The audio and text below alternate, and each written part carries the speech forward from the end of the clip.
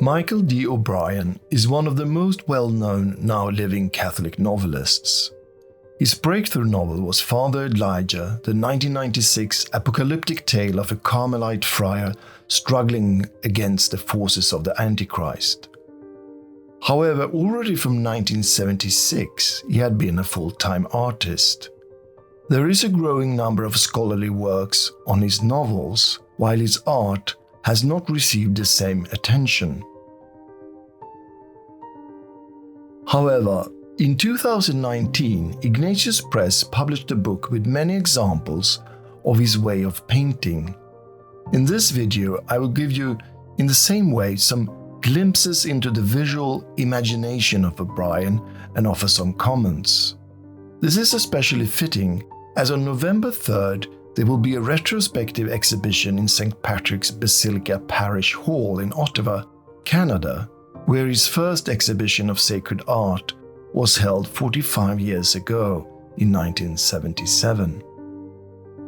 Nevertheless, in his teens, things seemed to go in a completely different direction for Michael O'Brien when he returned to Ottawa in 1964 after living for 3 years in the Canadian Arctic.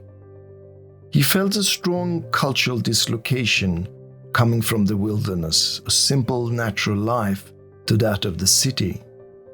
As so many others at that time, he lost his faith. He began to read French existentialist works and developed an interest in alternative spiritualities, before having a momentous reconversion experience. After one night of intense spiritual battle against an unseen evil force, he returned to his childhood Catholic faith. He began to draw and then also to paint, primarily nature motifs. At the age of 23, that is in 1971, he had a very successful exhibition in Ottawa, but instead of using this as a first stepping stone for a career, he left for a train ride across Canada using up the money from the exhibition and ended up eventually in Blue River, a small village in the mountains of British Columbia. There he helped a Catholic mission by doing various forms of manual labor. In a sense, he was a Christian hippie, living in a small shed in the wilderness, but not doing any art. It was after marrying and working as a weather observer that he made the momentous decision in 1976 to devote his entire life, and his family with it, to Christian sacred art. He put his brushes under the altar in the small church of Blue River and prayed for help. What happened after this is significant. He sat in his studio, which was another shed, but he could not paint anything. This creative block went on for 3 weeks, because what pictorial language should he use? Should he invent one of his own, or go into an established tradition? But what might that be in the middle of the 1970s? O'Brien finally decided to begin with icon painting. Instead of using some idiom of contemporary art or train in the style of Rembrandt, he adopted a traditional way of making religious images that is in many ways the antithesis of modern art, but also Western post-Renaissance art. The icon disciplines the artist, making his subjectivity disappear under the rules and logic of the sacred. O'Brien painted mostly icon images for 7 years, but he was not part of an Eastern Orthodox tradition. Moreover, through his familiarity with Madonna House, a Christian renewal movement founded by a Russian emigre woman first in the United States and then in Ontario, Canada, his artistic temperament acquired a Slavic resonance. During the period that he worked mostly with icons, O'Brien wrote a small book that is still unpublished, at least in book form, in which he laid out his approach to sacred art.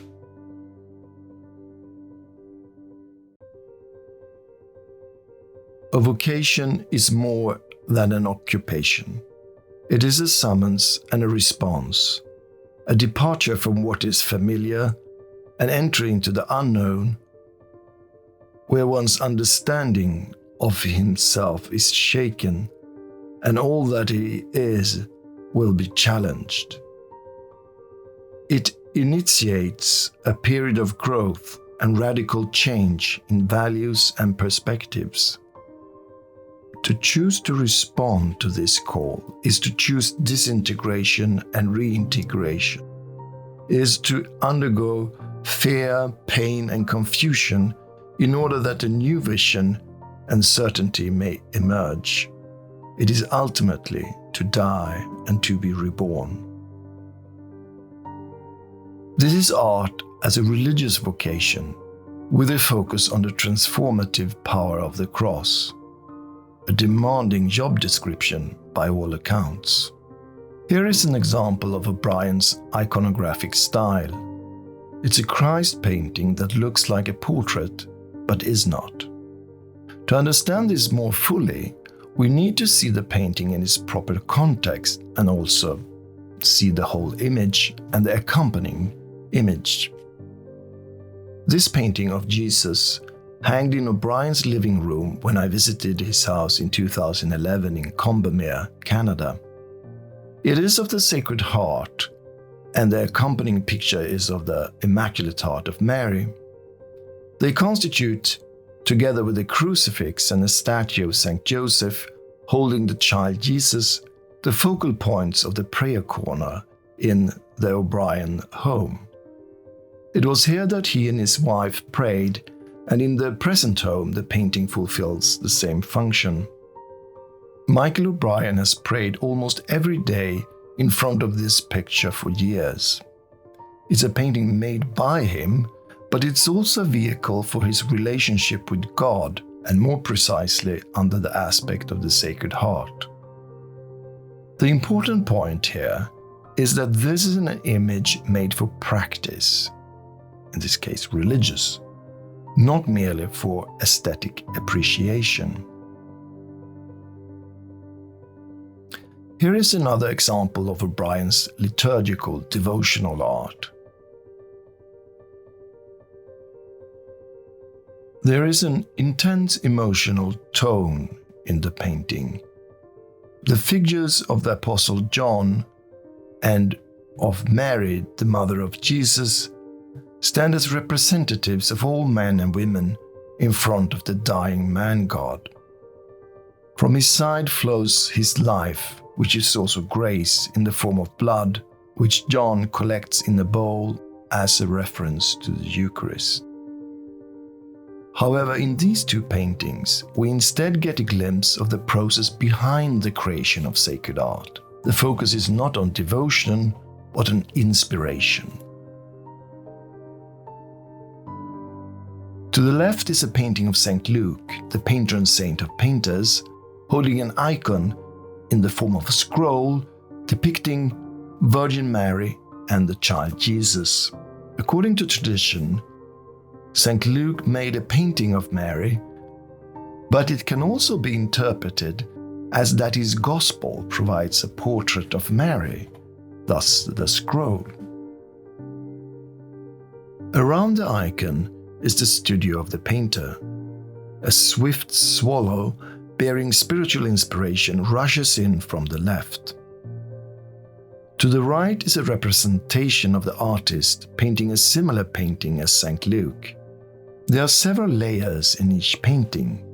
First, of course, the whole of the canvas. Second, the painting that a representation of the painter, or St. Luke, is actually painting. Both the representation of St. Luke and of the artist are creating a new level of representation inside the painting.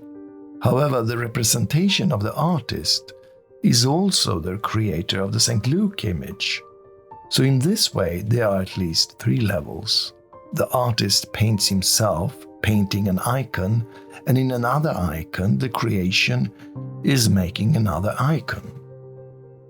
These 2 paintings show how O'Brien stayed close to the formal language of the icon, but began to move away from its strict rules, and instead he adopted a more flowing, symbolical, expressionist style suffused with a strong interiority. These 2 paintings are clearly not intended for devotional use. They are about doing sacred art itself. And the artist is represented in a modern idiom, creating through a third hand coming out of his interior. This inner hand corresponds to the swallow to the left in the St. Luke painting. The artist is a modern person trying to stay true to his spiritual promptings and inspirations, and in this way creating a traditional piece of iconography. At the same time, the swallow seems to inspire St. Luke, who look outwards with confidence, while the artist is turned inwards. There is also representation of the swallow to the right in one of the paintings on the wall of the studio. This is one of O'Brien's most successful pieces of sacred art that combines the symbolical clarity of the icon with the flowing forms of interior expressiveness.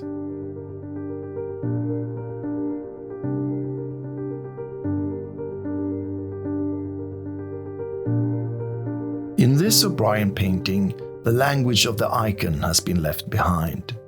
There are no strict iconographic rules, no discernible religious imagery. But we already know that the swallow is a creature carrying spiritual significance, perhaps a figure for the Holy Spirit. And there is this circular motion once again, which is reflected in the sun shining through a gap in the clouds. And classically, the circle is a sign of eternal perfection. This is a variant on the former image, now with a woman holding a child, while a man is taking care of the rudder. But if we return for a moment and look carefully at the previous painting, we see that there are 2 figures in the boat there also. The boat is on a stormy ocean with high, sharp, threatening waves. Is it the Madonna with baby Jesus? What is the symbolical meaning? It is hard to know. We must lean on the general human feeling of helplessness in front of nature, of trying to steer through the storm, of protecting the defenseless. But we have here left the communal nature of ritual and devotional religious symbols. Still, it is stylized, not realistic. It is symbolic, but in a suggestive way, with strong primary colors of blue, red, and milder variants of green, but no yellow colors.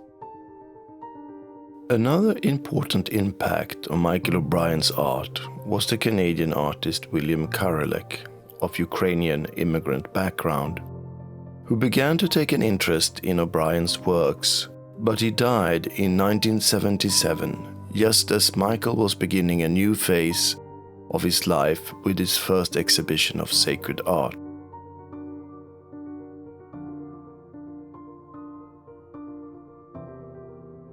Karelek combined folkloristic naivism with attention to Canadian ethnic immigrant groups, but he also painted unsettling religious symbolism in a realist style. He painted in 2 modes, so to speak, with the former reaching a wider audience. He was also worried by the threat of nuclear war, which gave some of his paintings an apocalyptic feeling. O'Brien never settled for such a dualism of religion on one side and another human life, although he has done a few Karelek-inspired works, especially with Christmas themes. They point to an ideal of rural Christianity living in harmony with nature. Moreover, O'Brien's symbolist works are not localized in the same way as Cavallin paintings. O'Brien's attention tends toward inner landscapes with symbols of spiritual realities transcending national boundaries. For Cavallin, Christ was crucified on the prairie, while O'Brien's landscapes have an abstract and a dreamlike atmosphere. For O'Brien, interiority is mostly the underlying theme, while Cavallin was more of a realist observer. We often meet in O'Brien's paintings circular movements and swift swallows, and often persons have closed eyes focusing on an interior world.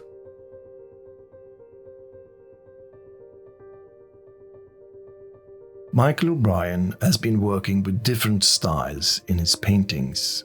They range from liturgical devotional pictures according to recognizable Christian symbolism to combinations of expressionist and personal symbolical language. The danger or promise, depending upon one's interest and institutional belonging, is that the language becomes private and close to the ineffable instead of using the conventional language of Christian sacred symbolism. There is thus in O'Brien's paintings a tension between public liturgical Christianity and personal interior spirituality. And this is a tension which is not resolved. The red thread of O'Brien's art is that of a visionary with a prayer life full of inspirations and interior revelatory images, but also with a strong sense of marginalization and suffering. There is little of triumphant Christianity in O'Brien's images. They seldom include many people functioning in social interaction. It is the individual and his or her interior spiritual life that is in focus.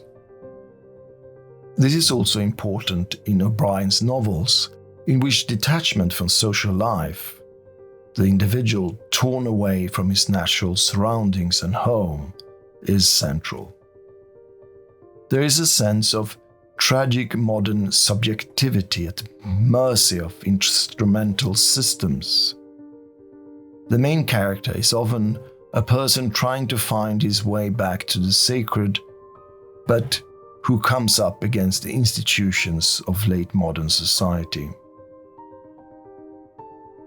Are there traces in O'Brien's art of the idea that the sacred once again will be the integrating supersystem that is a vision of a new Christendom?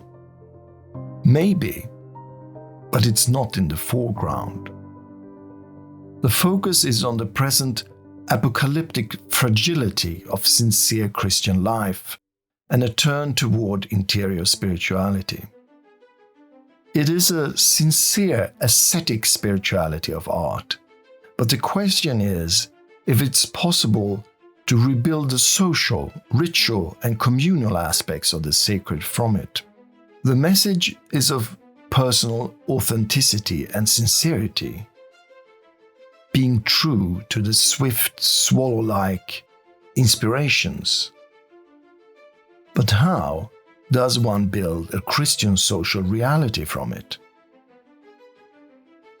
O'Brien's answer seems to be eschatological. Only God can rebuild it at the fitting time. But at the same time, he suggests personal sincerity and deep prayer in even a crushing defeat might sow the seeds of a rejuvenation of Christendom.